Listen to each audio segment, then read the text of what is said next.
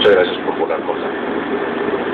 Good afternoon, ladies and gentlemen. This is your captain speaking.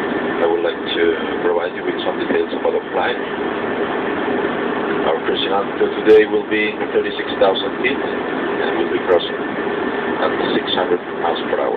Now we are flying northbound to San Jose del Guaviare, then we'll continue to Girardot and Palema, and then Bogotá. The conditions en route are excellent, so we are expecting a pleasant flight. However, you are asked to keep your seatbelt fastened due to the flight.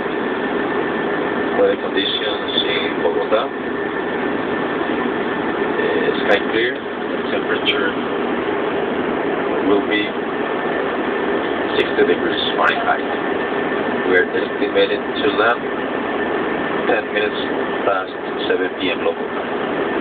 Now please relax, enjoy the flight, and the service on board. If we can help you in any way, don't hesitate to contact a member of the cabin crew. Thank you very much for flying. Good night. Goodbye.